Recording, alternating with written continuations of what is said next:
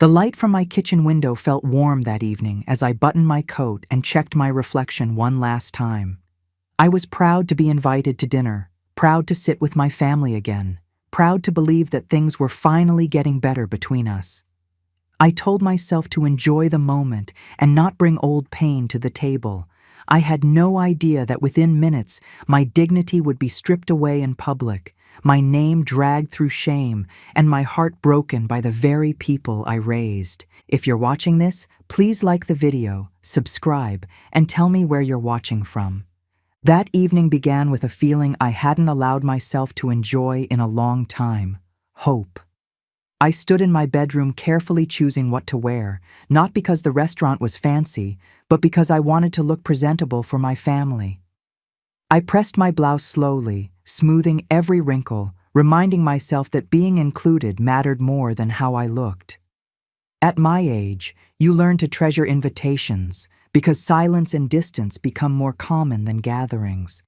As I fastened my necklace, I caught my own reflection and smiled softly. I told myself this dinner was a fresh start. For months, things had felt strained with my son and his wife. Calls were shorter, visits were rare. But when they invited me to dinner, I chose to believe it meant something. I chose to believe that maybe the tension had passed, that we were finding our way back to each other. I arrived early, as I always do. Old habits don't fade easily. I like to be punctual. I like to be prepared. I like to show respect. I stood outside the restaurant for a moment, watching people walk in laughing, talking, sharing pieces of their lives. It felt comforting to be part of something again, even if only for a night. Inside, the restaurant was warm and lively. Glasses clinked. Plates moved quickly from table to table. Conversations overlapped in that familiar hum that makes you feel less alone in the world. I spotted my son and daughter-in-law already seated. My heart lifted when I saw them. I waved gently and walked over, careful not to rush. My son hugged me briefly. His wife smiled, polite but distant. I didn't take it personally. I told myself she was tired. Marriage is hard. Life is busy. I had learned to make excuses for people I loved. We ordered food. Small talk filled the table. Work, traffic, weather, nothing deep, nothing personal. But I didn't mind. I was grateful just to be there. I listened more than I spoke, nodding along, smiling when expected, staying quiet when conversation drifted away from me. Years of motherhood teach you how to shrink yourself without realizing you're doing it. As the menus were cleared, I noticed how relaxed I felt. There was no argument, no tension, no sharp remarks. For the first time in a long while, I felt safe sitting across from my own child. I remember thinking how nice it was to feel normal again, how peaceful it was to just exist at the table without walking on invisible glass. I folded my napkin neatly on my lap, just like I taught my children when they were small. My hands rested calmly. My posture was straight. I wanted to show them that I was fine, that I didn't need much, that I wasn't a burden. Looking around the restaurant, I saw other families laughing together, mothers leaning toward their children, elderly couples holding hands. It stirred something tender inside me. I thought about how many meals I had cooked for my son growing up, how many nights I stayed awake waiting for him to come home, how many sacrifices never spoken aloud. That night, I wasn't thinking about the past in pain. I was thinking about it with pride. I told myself I had done my best. I told myself that whatever mistakes had happened, love would eventually smooth them out. I leaned back slightly in my chair and took a sip of water, feeling calm. There was nothing in my body warning me, no tightening in my chest, no sinking feeling. Nothing told me that humiliation was moments away. I truly believed this dinner was about family. I truly believed I was safe, and that belief, that quiet, hopeful belief, was the most painful thing to lose when everything shattered moments later. The shift happened so quickly that it took my body a moment to understand what my mind was seeing. 1 second, the table felt steady and ordinary. The next, the air around us tightened. My daughter-in-law stopped smiling. She reached for her purse, opened it, and began searching with sharp, hurried movements. Her shoulders stiffened. Her eyes narrowed. The noise of the restaurant faded into the background, replaced by the sound of her breathing and the scrape of cutlery nearby. She stood up suddenly. Chairs around us paused. A few heads turned. She emptied her purse onto the table with a clatter that cut through the room. Wallet, phone, makeup, receipts.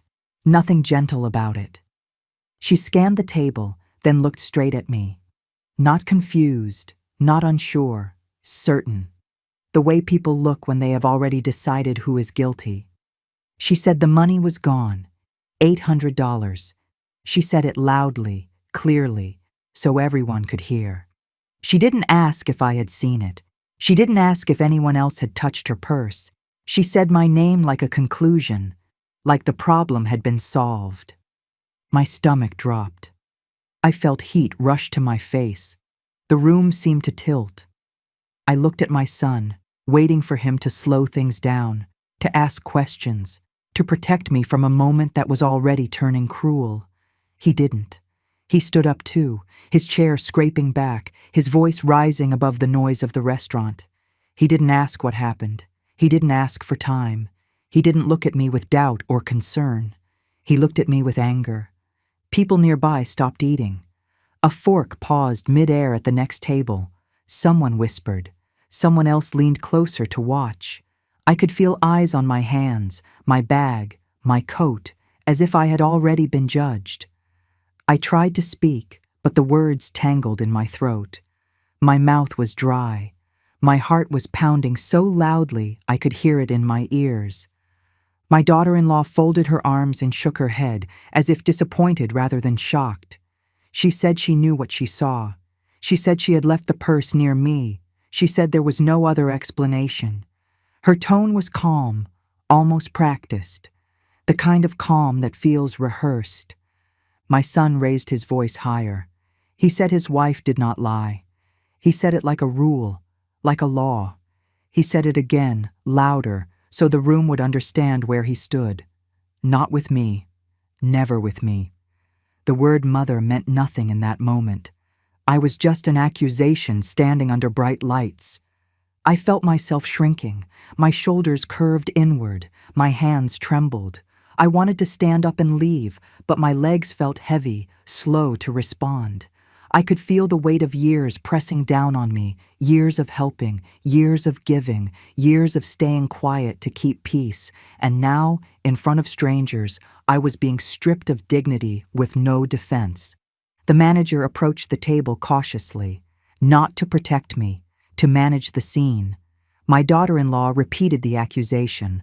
My son nodded, confirming it with his body, his stance, his refusal to meet my eyes. The manager looked at me with a neutral expression, the kind reserved for problems that need to be handled, not people who need compassion. I tried to explain. I said I hadn't touched her purse. My voice sounded small, even to me. It didn't carry the way accusations do. Accusations fill space. Truth often waits for permission. Someone at a nearby table shook their head. Another person whispered something to their companion. I could feel judgment spreading like a stain. I wanted the floor to open. I wanted to disappear, not because I was guilty, but because shame had been placed on me without my consent. My son told me to stop making excuses. He said I was embarrassing everyone. He said the scene was my fault. Each word landed hard. Each word cut away another piece of the relationship I thought we still had. That was the moment I realized something had already broken beyond repair. This was not about money. This was not about a purse. This was about power, about choosing sides, about deciding who mattered and who did not. I sat back down slowly. I stopped speaking, not because I had nothing to say, but because no one was listening. My chest felt tight. My eyes burned. I stared at the table, at the scattered items, at the space where my place in this family used to be. The restaurant continued around us, but I was no longer part of it. I was a spectacle, a lesson, a warning, and I had no idea that someone else, quiet and unnoticed, had seen everything from the beginning. The accusation didn't land like a question. It landed like a verdict. My daughter-in-law stood there, arms crossed, chin lifted, as if she had been waiting for the moment to say my name out loud. There was no hesitation in her voice, no doubt in her eyes. She spoke with certainty, the kind that leaves no room for explanation or defense. $800 was missing, and according to her, the answer was obvious. I was sitting closest to her purse. I was older. I was quiet. I was the easiest target. I looked at her, searching her face for something human. Confusion, shock, even anger would have been easier to understand. Instead, I saw calm, controlled calm. It struck me then that this accusation wasn't born in panic. It was delivered with intention. She wasn't reacting to a loss. She was announcing a conclusion she had already reached. My son didn't pause to think. He didn't ask her to lower her voice. He didn't ask me what happened. He didn't ask anyone else at the table if they had seen anything. He moved immediately into defense mode, but not for me. For her. His body angled toward her, his tone sharpened. His loyalty declared itself loudly and publicly. In that instant, I understood where I stood in his life, and the realization hurt more than the accusation itself. He raised his voice enough for nearby tables to hear. He said his wife didn't lie. He said it like a shield, like a final statement meant to end the discussion. The way he said it made it clear that my word meant nothing in comparison. I had carried him, fed him, raised him, worried over him for decades, and yet, in that moment, my truth weighed less than his wife's assumption. The restaurant had gone quiet in the way public spaces do when drama unfolds. People pretend not to look, but they always do. I could feel eyes moving over me, scanning my coat, my hands, my bag. I felt exposed in a way that had nothing to do with money and everything to do with dignity. My face burned, my ears rang. I wanted to shrink into my chair, but shame has a way of making you feel larger and smaller at the same time. I tried to speak again, but my son cut me off. He told me to stop. He told me I was making things worse. He said I should admit it and move on. The words stung because they carried an assumption that guilt was already decided. There was no space for truth, only for compliance, only for silence. My daughter-in-law watched the exchange without flinching. She didn't look surprised by my son's reaction. She expected it. That realization settled heavily in my chest. This was not just a moment of conflict. It was a pattern revealing itself. She had his loyalty. I had his impatience. She had his voice. I had my shame. I felt something inside me crack, not loudly, quietly. It was the sound of trust breaking. I had defended my son for years, even when others criticized him. I had believed that love meant standing by family no matter what. Sitting there, accused and humiliated, I realized that love had not protected me. It had made me vulnerable. The manager returned to the table, speaking carefully, asking if there was a way to resolve the situation. My daughter-in-law repeated the accusation again, just as confidently. My son nodded in agreement. The manager looked at me, waiting for a response. I could see it in his eyes. He had already chosen the path of least resistance. The younger couple, the louder voices, the story that moved faster. I wanted to stand up and leave. I wanted to gather my things and disappear into the night. But my legs wouldn't move. I was frozen in place, caught between disbelief and heartbreak. I had done nothing wrong, yet everything about the moment made me feel guilty for existing. I lowered my eyes and pressed my hands together to keep them from shaking. I stopped trying to explain, not because I accepted the accusation, but because I understood something important. Defending myself in that moment would only deepen the humiliation. The truth didn't need to fight. It only needed time. As I sat there in silence, surrounded by judgment, I felt something shift inside me. The devastation was real, but so was a growing clarity. I saw my son clearly for the first time. I saw his wife clearly, and I saw myself clearly too. I was not weak. I was not guilty. I was simply standing in a room where the truth had not yet been allowed to speak. As I sat there with my hands folded tightly in my lap, staring at the table instead of the faces judging me, memories began to surface that I hadn't invited but could not stop. They came quietly at first, then all at once. Years layered over years, moments stacked on moments, a lifetime of giving that suddenly felt invisible. I thought about my son as a little boy, how small his hands once were when he wrapped them around my fingers. I remembered the nights I stayed awake waiting for him to come home safely, listening for the sound of the door, praying nothing bad had happened. I remembered stretching groceries so they would last until the end of the week, skipping meals so he could eat more. I never told him. I never wanted him to know what it cost. I remembered working extra hours when money was tight, taking on work that exhausted me because tuition was due, because rent was due, because he needed something I couldn't say no to. I remembered paying for his school supplies, his sports fees, his first suit, his moving expenses. I helped without keeping score. That's what mothers do, or at least, that's what I believed. When he grew older and struggled, I was there. When he needed help with rent, I helped. When he needed someone to watch his children, I rearranged my life. When his marriage was new and unstable, I stayed quiet so I wouldn't cause stress. I learned to swallow my opinions. I learned to soften my presence. I learned to make myself smaller so his life could feel easier. And now, here I was, being accused like a stranger, not asked, accused. The pain wasn't just about the money. It was about what the accusation erased. It erased every sacrifice, every late night, every quiet act of love that never came with conditions. Sitting there, listening to my son raise his voice at me, I felt the weight of that erasure settle in my chest. It felt like grief layered on top of humiliation.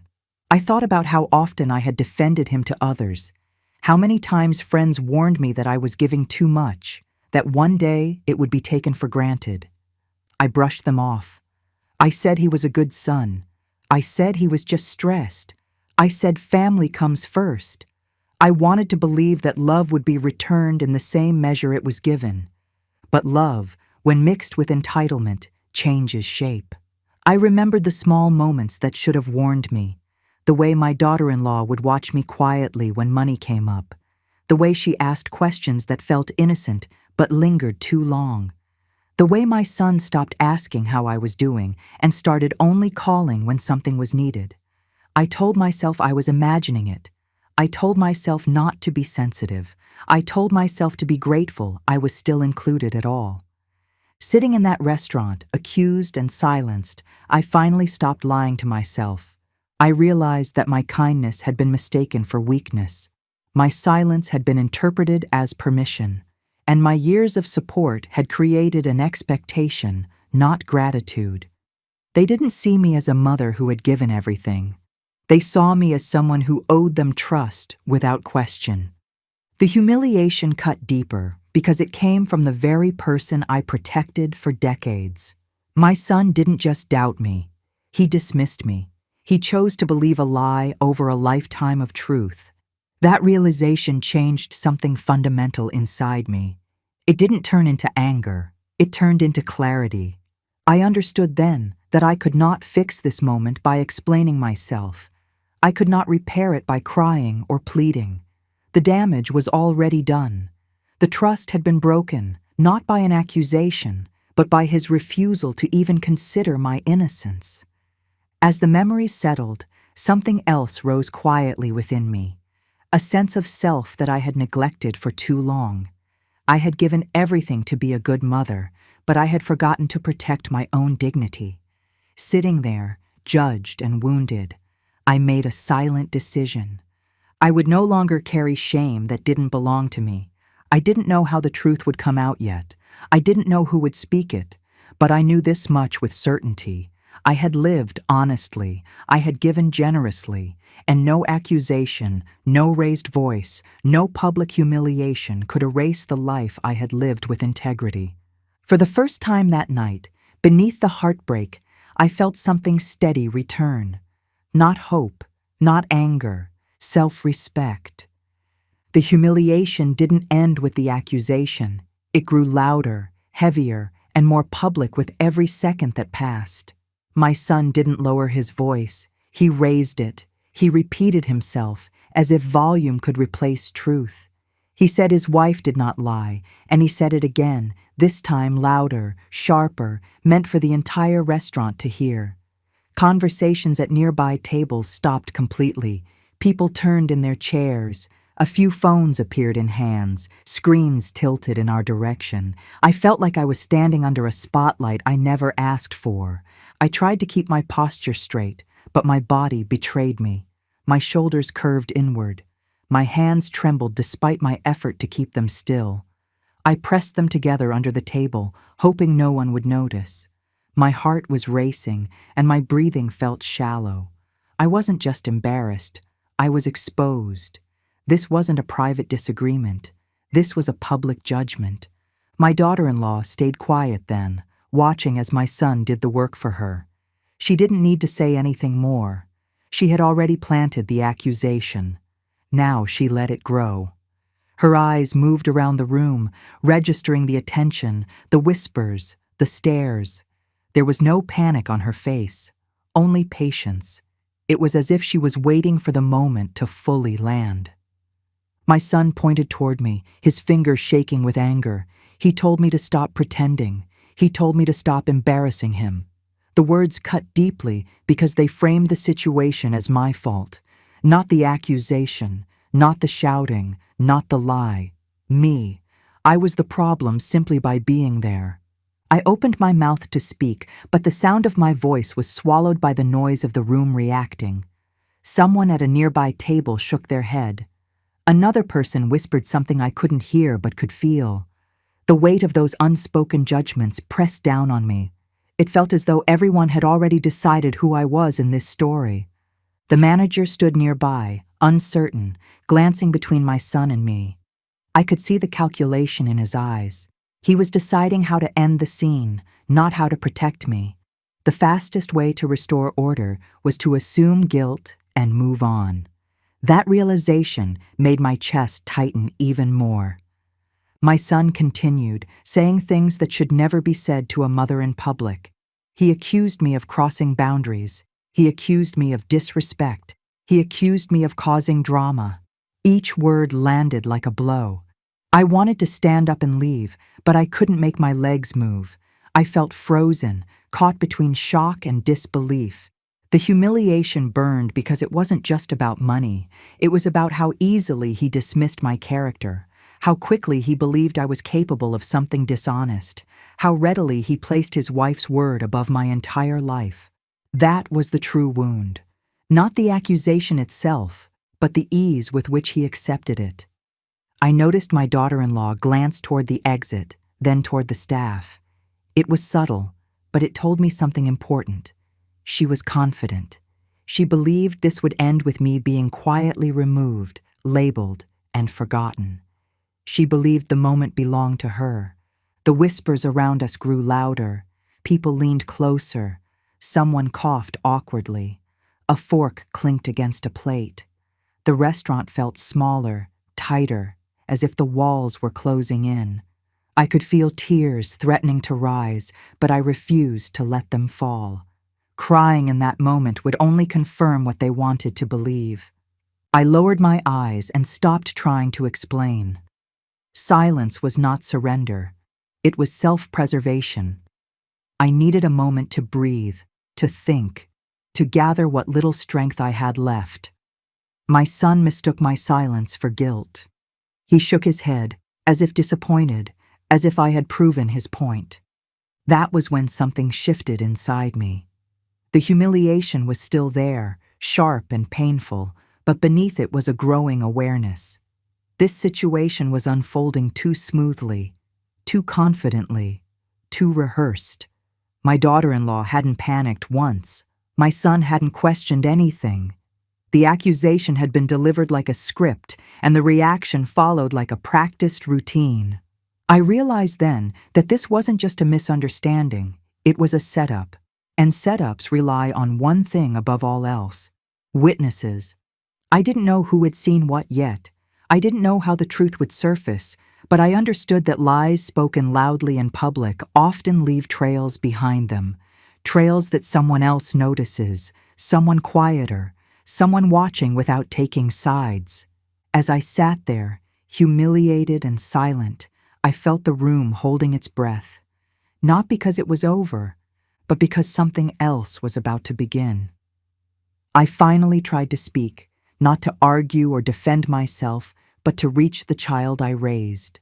My voice came out soft and uneven, shaped by shock and disbelief. I wanted him to look at me the way he used to, even for a second. I wanted him to remember who I was to him before this moment, but he did not look at my face. His eyes stayed fixed on the table, his jaw tight, his posture rigid, as if acknowledging me would weaken his position. The pain of that moment was deeper than the accusation. It was not just that he believed I had done something wrong, it was that he did not care enough to listen. He did not ask how I felt.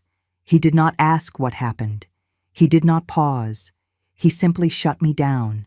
That silence from him, cold and deliberate, felt heavier than any words he had already thrown at me. I felt my chest tighten as memories rushed in without permission. I remembered sitting beside his hospital bed when he was a child, refusing to leave even when nurses told me to rest. I remembered staying up late to help with school projects, packing lunches, driving him to practices, standing in the rain at games. I remembered the years I put my own needs last because his mattered more. Those memories pressed against the present, and the contrast was unbearable.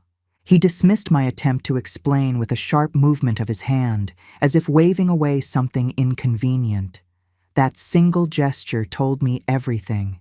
In that moment, I was no longer his mother. I was an obstacle, something in the way, someone embarrassing him in front of others. The realization cut clean and deep. My daughter-in-law watched closely, her expression calm, almost curious. She did not interrupt him. She did not need to. He was doing exactly what she expected. I could see it in the way she sat back, letting him take control. That was when I understood this was not only about money, it was about loyalty, and I had already lost. The room felt distant, like I was underwater. Sounds were muffled, faces blurred. I became aware of my own breathing, slow and careful, as if any sudden movement might shatter what little dignity I had left. I realized I was gripping the edge of the table too tightly. I loosened my hands and placed them flat on my lap, forcing myself to stay present. I looked at my son again, really looked at him. The lines on his face were sharper now, his expression hardened by anger and certainty. This was not the boy who used to run to me when he was scared. This was a man who had already chosen his side, and it was not mine. That truth settled heavily in my heart. I felt something break inside me, but it was quiet, almost gentle. It was the breaking of hope. The hope that love alone would protect me. The hope that being his mother would always mean something. In that breaking, something else formed. Clarity. I understood then that pleading would only cost me more. Explaining would only humiliate me further. Whatever happened next could not come from me begging to be believed. I stopped trying to convince him. I leaned back slightly in my chair and lifted my head. I let the silence stretch. It was not defiance. It was acceptance. I accepted that he was not going to stand up for me. I accepted that this moment had changed our relationship in a way that could not be undone. The sadness was still there, heavy and aching, but beneath it was a growing resolve. I could not control what he believed, but I could control how I carried myself. I would not cry in front of him. I would not argue. I would not collapse. If this was the version of me he chose to see, then I would let the truth speak without my voice.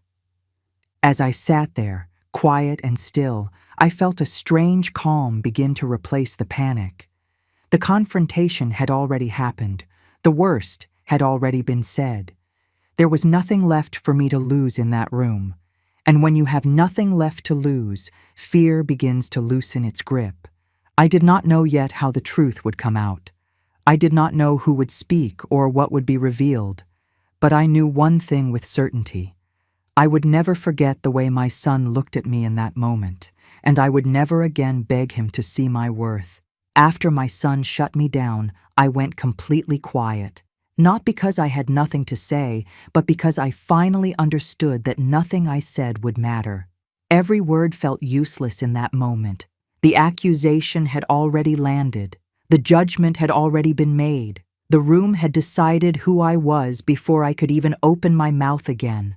So I sat there, still and silent, letting the noise pass over me. The restaurant felt louder than before, forks scraping plates, glasses clinking, low whispers traveling from table to table. I could feel people watching me, pretending not to stare, but still looking. Some faces held curiosity, others held pity. A few held satisfaction, the kind that comes when someone else's humiliation becomes entertainment. I had never felt so exposed in my life. My daughter-in-law avoided my eyes now, not because she felt guilty, but because she didn't need to look at me anymore. She had already won, or so she thought. Her shoulders were relaxed, her posture confident. She was certain the story was finished. My son sat stiff beside her, arms crossed, jaw locked, as if daring anyone to challenge him. He believed the matter was settled. I felt a wave of shame try to rise in me, the old instinct to apologize even when I had done nothing wrong. I had spent much of my life smoothing over situations, keeping peace, making myself smaller so others could feel comfortable. That instinct whispered to me now, urging me to stand up, to say sorry, to offer to pay the money just to make the moment end. But I didn't move. I stayed exactly where I was. Inside, my thoughts slowed. I focused on simple things to keep myself grounded. The weight of my purse on my lap, the cool edge of the chair beneath my fingers, the steady rhythm of my breathing. I reminded myself of who I was, beyond this moment, beyond this restaurant. I reminded myself that I knew the truth, even if no one else did yet. I noticed the waiter hovering nearby. He had been serving our table all evening. A young man, polite, attentive, quiet. I had barely paid attention to him before, but now I became aware of his presence in a new way. He was standing a few steps away, holding a tray, not moving, his eyes flicking between my daughter-in-law's purse and her face. At first I thought nothing of it. Then I noticed his hesitation. Time seemed to stretch. Seconds felt longer than they should. My daughter-in-law adjusted her coat on the back of her chair, the same coat she had reached for earlier when she claimed the money was missing. My heart tightened, not with fear, but with a strange sense of anticipation I didn't fully understand yet. I kept my gaze down, refusing to meet anyone's eyes. I did not want to see their reactions anymore. I did not want to see judgment or doubt or forced sympathy. I wanted to disappear into myself until the moment passed. If this was how the night ended, I told myself, I would leave quietly. I would go home and grieve the loss of my dignity in private. But the silence at our table began to feel uncomfortable, not for me, but for them. My refusal to defend myself disrupted the scene. There was no argument to enjoy, no breakdown to watch. Just a woman sitting calmly after being accused. That calm, unsettled people. It didn't fit the story they were expecting. The waiter shifted his weight again. I heard him clear his throat softly, not loudly enough to interrupt, but enough to signal uncertainty. My son didn't notice. My daughter-in-law didn't look up. They were too absorbed in their own sense of victory. But something had changed in the air. I realized then that truth does not always rush in loudly.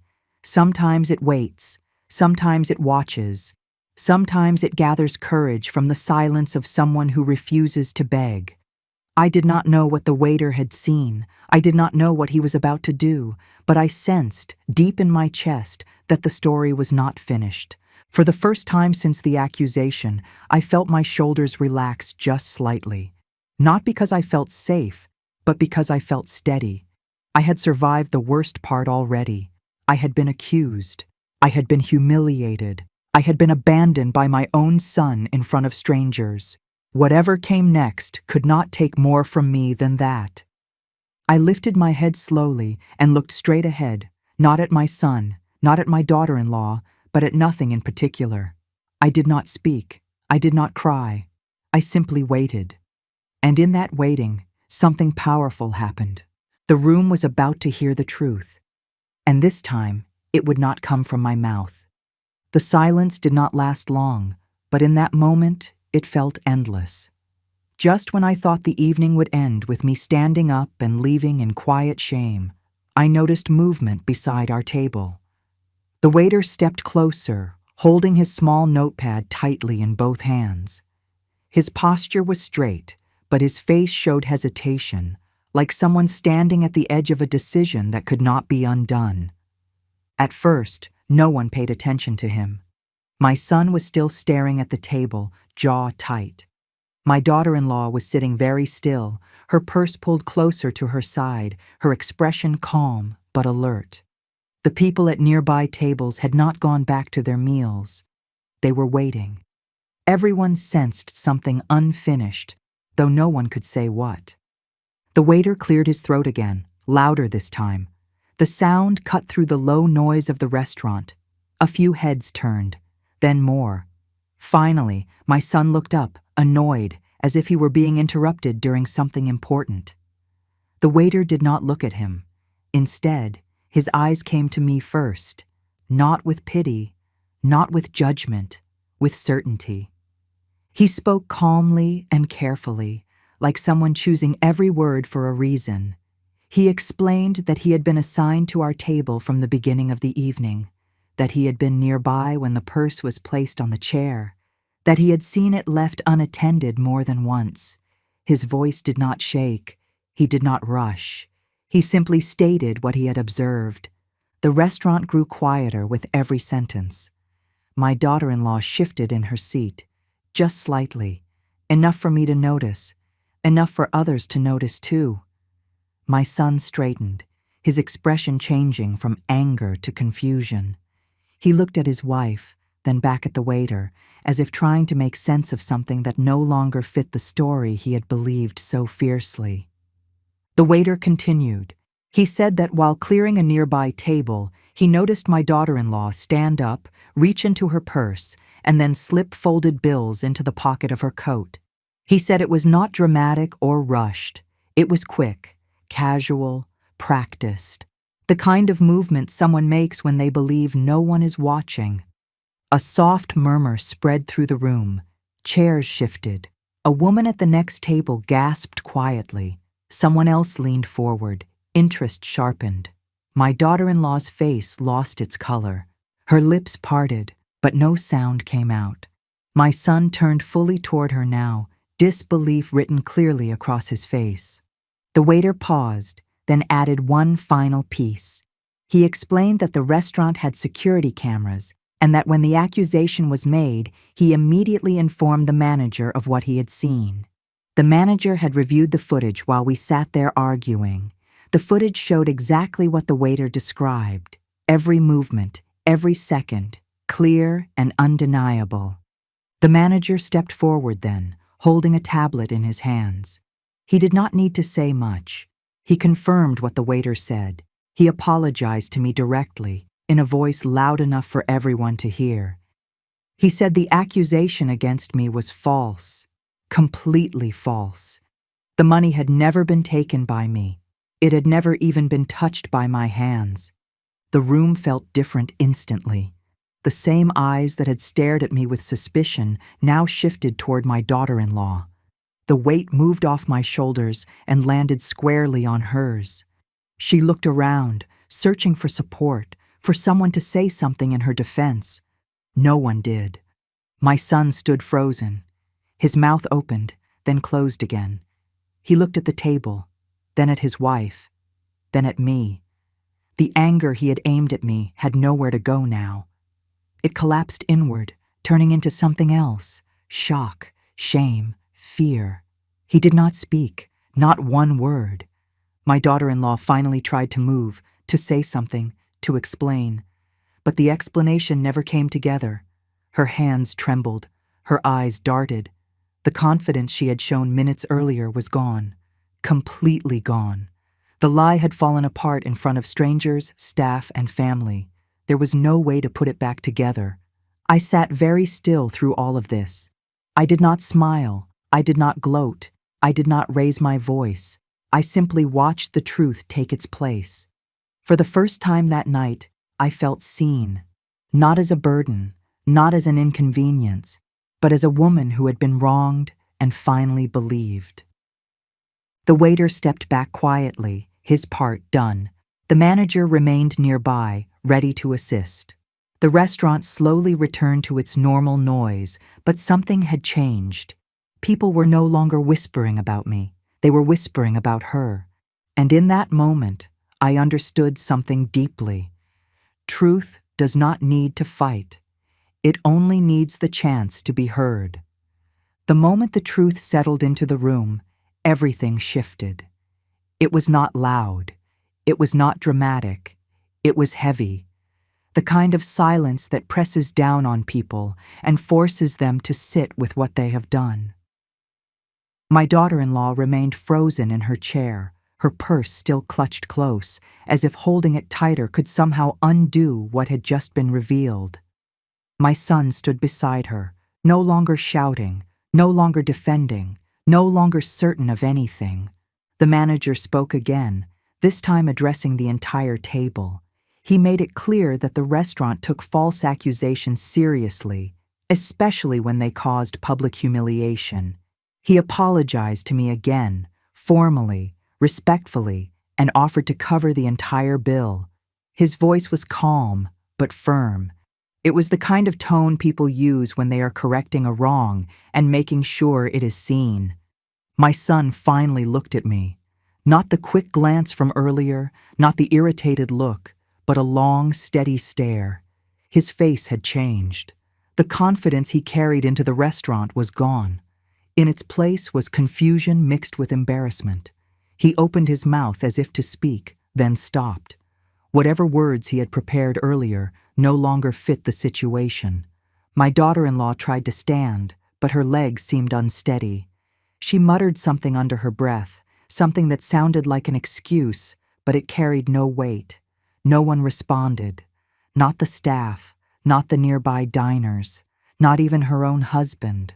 The room had already judged her, not out of cruelty, but because the evidence had spoken clearly. People at other tables slowly turned back to their meals, but not before casting one last look in our direction. Not at me, at her. The shame she had tried to place on my shoulders now sat squarely on her own. I felt no joy in it, only a quiet sense of balance being restored. The manager asked gently if I needed anything else. I shook my head. There was nothing more to be said. My son's shoulders slumped slightly, as if he had suddenly aged in those few minutes. He had defended his wife without question. He had raised his voice at his own mother, and now he was standing in the middle of the wreckage of that decision. I gathered my purse slowly and stood up. My movements were calm and deliberate. I did not rush. I did not look angry. I did not look pleased. I simply looked finished. The manager stepped aside to give me space. A woman at a nearby table met my eyes and nodded once, softly, in a gesture of understanding. That small moment meant more than any apology. My son finally spoke my name, quietly, almost unsure. I stopped, but I did not turn around right away. When I did, I saw something I had not seen in a long time. Regret. Not just embarrassment, not just fear of being seen. Real regret. But it was late. Not too late for healing, perhaps, but too late to pretend nothing had happened. I did not argue. I did not lecture. I did not ask for an apology. I simply told him I was leaving. That was all. There was nothing else that needed to be explained. The truth had already done its work. Behind him, my daughter-in-law sat down heavily, her face buried in her hands. Her perfect image had cracked in public, and there was no one left to blame. The lie she had used to elevate herself had exposed her instead. She did not look at me as I walked away. As I reached the door, the waiter caught my eye again. He gave a small nod, respectful and quiet. I returned it, not as a victory, but as thanks. He had chosen honesty over convenience, courage over silence. Outside, the air felt cooler, cleaner. I took a deep breath, one I did not realize I had been holding all evening. My hands were steady now. My heart still hurt, but it was no longer heavy with doubt. The truth had cleared something inside me. I walked to my car alone.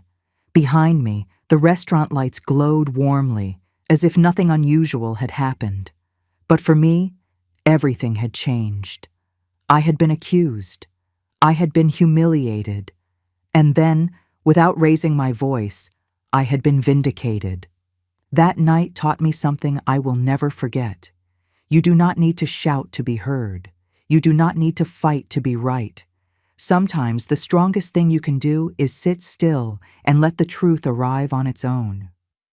I drove home that night in silence, the city lights blurring past my windshield as my mind replayed everything that had happened. I did not cry. Not in the car, not when I unlocked my door, not when I set my purse down on the kitchen table. The tears had already been spent earlier in my life, in moments when no one defended me, when I swallowed pain to keep peace. This time was different. This time, the truth had stood up for me. I made myself a cup of tea and sat at the same kitchen table where I had once helped my son with homework, where I had counted bills late at night, where I had planned birthdays and holidays for people who barely noticed the effort. The house was quiet, but it was not lonely. It felt steady, safe, like a place that belonged to me again. What stayed with me most was not the accusation itself, but how easily it came. How quickly my daughter-in-law pointed her finger. How fast my son raised his voice. How natural it felt to them to assume the worst about me without a single question. That realization hurt more than the scene at the restaurant. It forced me to accept a truth I had avoided for years. Love that demands silence is not love at all. In the days that followed, my son called, more than once. At first, I did not answer. Not out of anger, but out of clarity. I needed time to understand what that night had changed. Eventually, I picked up. He apologized. He said he should have protected me. He said he should have listened. His words sounded sincere, but I had learned that sincerity without action is only sound. I told him calmly that trust, once shaken, does not return simply because someone feels embarrassed. It returns slowly, if at all, through respect and consistency. I told him I would need space, real space, not silence filled with guilt, but distance filled with reflection. He agreed. That at least was a start. My daughter-in-law never called, not to apologize, not to explain, not to ask how I was, and that told me everything I needed to know. Some people are only brave when they think they are winning. When the truth steps in, they disappear. I began to change small things in my life. I stopped rearranging my schedule around theirs. I stopped apologizing for speaking. I stopped explaining myself when I had done nothing wrong. I joined a local group for women my age, women with stories that sounded painfully familiar. Mothers who had been taken for granted. Grandmothers who had been dismissed. Women who had learned, often too late, that kindness should never require humiliation. We shared tea, we shared laughter, we shared truths, and in those conversations, I felt something return to me that I did not realize I had lost. My voice, not the loud kind, the steady kind, the kind that does not shake when challenged.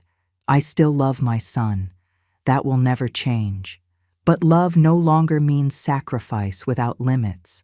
Love no longer means standing quietly while someone else rewrites my character. I can care without allowing myself to be diminished. That lesson came at a cost, but it came clearly. Sometimes, late at night, I think back to the restaurant, to the moment when the room turned silent, to the way the truth entered without drama and settled everything in its place. I did not win that night by arguing. I did not win by proving my worth. I won by letting honesty stand where lies had been shouted. If there is one thing I want other women to understand, especially those who have spent their lives being patient and forgiving, it is this: dignity is not something others give you. It is something you keep. And once you decide to keep it, the world adjusts accordingly. I did not walk out of that restaurant feeling powerful. I walked out feeling free, free from doubt, free from shame that never belonged to me, free to choose peace over proximity. And sometimes that quiet walk away is the strongest ending of all.